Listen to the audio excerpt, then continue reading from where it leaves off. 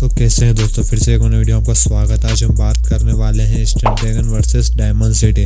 तो अभी हाल ही में लॉन्च हुआ क्वालकॉम की तरफ से स्नैपड्रैगन 8 जनरेशन 3 प्रोसेसर और डायमंड सिटी की ओर से आने वाला हाईएस्ट प्रोसेसर डायमंड सिटी 9300, जिसका हम रिव्यू करने वाले हैं कि कौन सा बेस्ट है।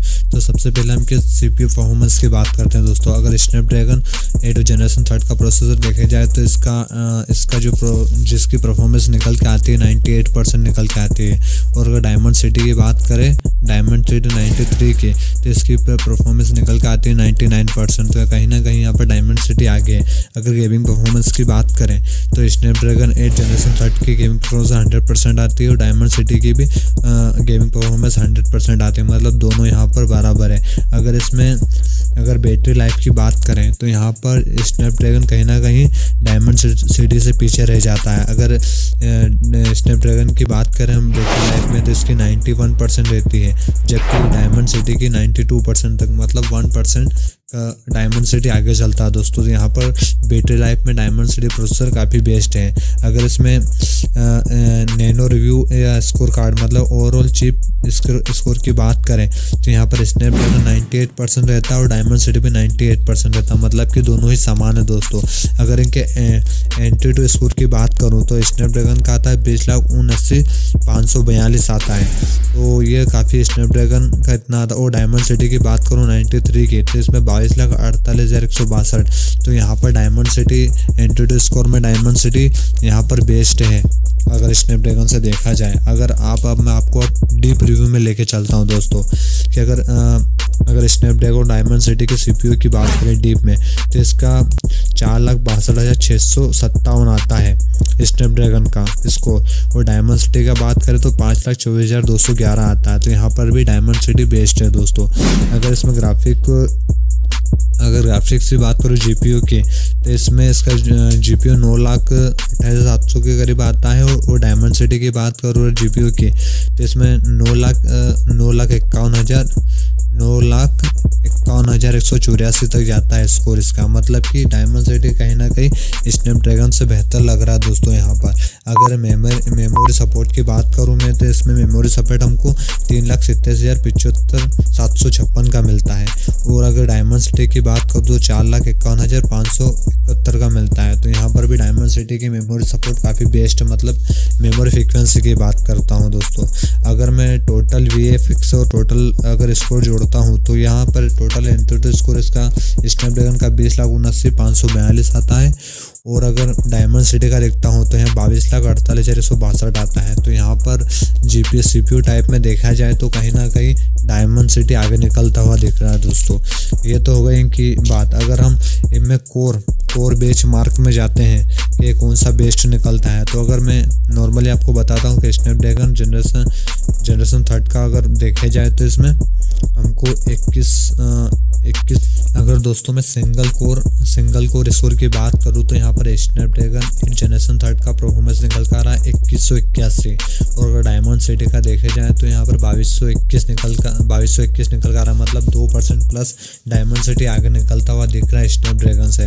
अगर मैं मल्टी कोर स्कोर की बात करूँ अगर इन दोनों प्रोसेसर की, तो इसमें स्नैपड्रैगन 8 जनरेशन 3 का परफॉर्मेंस 7250 निकल कर आ रहा है और डायमंड सिटी 93 का परफॉर्मेंस 7521 निकल कर आ रहा है, मतलब यहाँ पर भी डायमंड सिटी स्नैपड्रैगन को बीट कर रहा है दोस्तों। अगर HTML ब्राउज़र फीचर्स की बात करूँ, मतलब ब्राउज़र एक टेस्टिंग होती है दोस्तों, इसमें भी एक टेस्टिंग चलती है। अगर ब्राउज़र फीचर टेस्टिंग की बात करूँ तो इसमें अगर स्नैपड्रैगन की बात करूँ तो 198.1 पेजेस सेकंड निकलता है दोस्तों। और अगर डायमंड सिटी की बात करूँ तो 2.18 मतलब कि 2.18 मतलब 6 पेजेस की पर सेकंड निकालता है। तो यहाँ पर भी डायमंड सिटी काफ़ी फास्ट चलता है दोस्तों स्नैपड्रैगन की तुलना में। अगर PDF रिमाइंडर की बात करूँ मैं, तो इसमें हमको 227.4 PPX में जाता है। और अगर डायमंड सिटी की बात करूँ तो यहाँ पर भी 258.4 MPX में जा रहा है, मतलब कि काफ़ी बेस्ट डायमंड सिटी का परफॉर्मेंस यहाँ पर मेरे को देखने को मिल रहा है। अगर इमेज डिटेक्शन की बात करूँ तो इसमें 174.5 का इमेज डिटेक्शन सेकंड पर मिल रहा है मेरे को स्नैपड्रैगन में।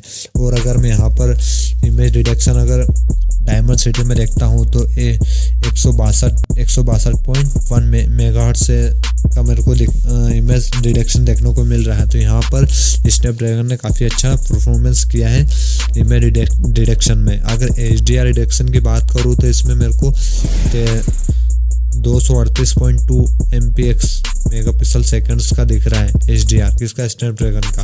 अगर मैं डायमंड सिटी की बात करूँ तो 219.5 MPX का दिख रहा है। तो मतलब यहाँ पर भी स्नैपड्रैगन ने काफ़ी HDR में भी काम किया। अगर बैकग्राउंड ब्लर की बात करूँ तो यहाँ पर 26.7 MPPX और यहाँ पर डायमंड सिटी की बात करूँ तो 27.4 MX। मतलब कि यहाँ पर डायमंड सिटी ने अच्छा परफॉर्मेंस किया है बैकग्राउंड ब्लर में। जब आप कोई फोटो इमेज खींचते हैं और उसके पीछे ब्लर आता है उसकी बात हो रही है दोस्तों। अगर फोटो प्रोसेस की बात करो, आप फोटो खींचने के बाद जब फ़ोन में कुछ सेकंड 10 सेकंड या 12 सेकंड प्रोसेस का टाइम लगता है उस प्रोसेस की बात हो रही है। अगर यहाँ पर 64.9 मेगाहर्ट्ज सेकंड लगता है इसमें स्नैपड्रैगन में। और अगर मैं डायमंड सिटी की बात करूँ फोटो प्रोसेस में 60.9 MHz ले रहा है। मतलब कि यह फ़ोटो प्रोसेस करने में कुछ ज़्यादा टाइम लगा रहा दोस्तों। अगर मैं डायमंड सिटी की बात करूं तो अगर यहाँ पर अगर मैं स्टेबिलिटी की बात करूं तो यहाँ पर 80% स्टेबिलिटी मेरे को स्नैपड्रैगन की लग रही है परफॉर्मेंस के हिसाब से। और यहाँ पर डायमंड सिटी ने कोई शो नहीं करा है कि स्टेबिलिटी कितने सेकंड कितने परसेंट की है। अगर ग्राफिक टेस्ट की बात करूँ तो मेरे को स्नैपड्रैगन 98 FPS मतलब कि स्नैपड्रैगन में काफ़ी बेस्ट है, हमको ग्राफिक्स टेस्ट देखने को मिलेगा। और जबकि डायमंड सिटी की बात करूँ तो 96 FPS का हमको देखने को मिलता है। अगर CPU की आर्किटेक्चर की बात करी जाए तो इसमें हमको अगर पहले हम स्नैपड्रैगन की बात करें तो इसमें 1x3.3 मेगाहर्ट्ज का कोर्टेक्स X4 मिल रहा है। और अगर यहाँ पर अगर मैं देखूँ इसका डायमंड सिटी का तो 1x325 मेगाहर्ट्ज का कोर्टेक्स 4 मिल रहा है। अगर स्नैपड्रैगन का देखा जाए तो इसमें 3x3.15 मेगाहर्ट्ज कोर्टेक्स A720 का मिल रहा है।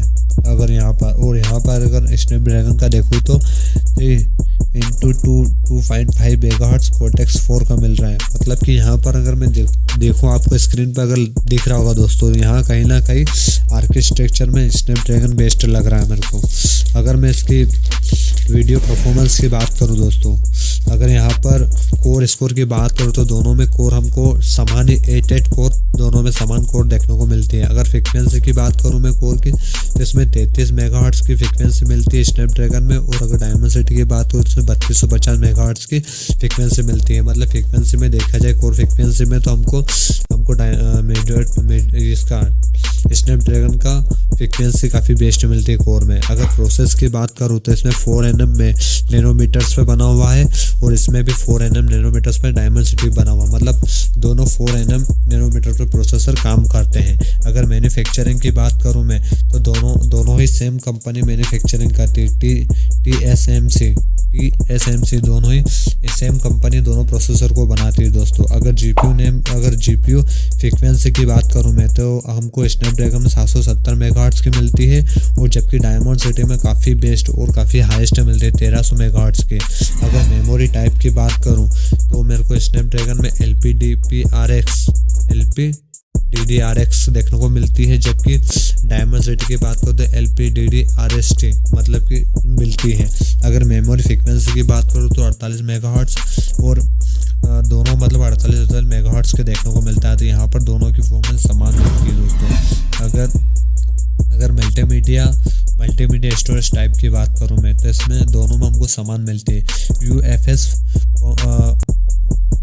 4.0 मिलती है, UFS 4.0 देखने को मिलती है दोनों में। अगर मैं डिस्प्ले परफॉर्मेंस रेवोल्यूशन की बात करूं तो मेरे स्नैपड्रैगन में 3840x2160 देखने को मिलती है। वहीं पर अगर मैं इसका देखूं डायमंड सिटी में तो इसमें 3840x2160 मतलब दोनों में समान देखने को मिलती है। अगर कोर रेवोल्यूशन की बात करूं तो इसमें अगर कैमरा रेवोल्यूशन की बात करूं मैं दोस्तों तो इसमें मेरे को स्नैपड्रैगन में 1x200 MP का सपोर्ट देखने को मिलता है सिंगल में। अगर इसमें बात करूँ डायमंड सिटी में तो 1x300 320 मेगापिक्सल को सपोर्ट कर सकता है डायमेंसिटी का प्रोसेसर। तो यहाँ पर डायमेंसिटी का प्रोसेसर काफ़ी अच्छा, मतलब 300 मेगापिक्सल तक को सपोर्ट कर सकता है, जबकि स्नैपड्रैगन में सिर्फ 200 मेगापिक्सल ही सपोर्ट करेगा दोस्तों। अगर वीडियो कैप्चर की बात करूँ मैं, तो यहाँ पर 8K 30 FPS 4K 120 FPS पर आप देख सकते हैं। जबकि मैं डायमेंसिटी की बात करूँ तो यहाँ पर भी आप 8K 330 FPS 4K 8 और 60 FPS पे आप देखेंगे। मतलब यहाँ पर डायमेंसिटी में और वीडियो क्वालिटी में थोड़ा डिफरेंस देखने को मिल सकता है। अगर वीडियो प्लेबैक, मतलब आप जब वीडियो प्ले करते हैं उसका, अगर यहाँ पर वीडियो प्लेबैक भी देखें तो 8K 60 FPS 4K 8 120 FPS, जबकि यहाँ पर 8K 30 FPS 4K 8 60 FPS में देखने को मिलेगा दोस्तों। अगर यहाँ तक अगर आप आ गए हैं तो वीडियो को लाइक एंड चैनल को सब्सक्राइब जरूर करें दोस्तों। जहाँ तक मेरे को रिसर्च करी और मेरे को पता चला वहाँ तक कि आपको मैंने जानकारी दी। अगर मुझे कुछ और ज़्यादा डिफरेंस, अगर आपको वीडियो में कुछ थोड़ा बहुत डिफरेंस लग रहा है तो मेरे को कमेंट में ज़रूर बताइएगा। अगली बार मैं अपनी वीडियो को ज़्यादा रिसर्च करके और ज़्यादा आप तक बेहतर वीडियो पहुँचाने की कोशिश करता हूँ। जब तक के लिए जय हिंद जय भारत। मिलते हैं दोस्तों एक और धमाकेदार नई वीडियो में जल्दी ही।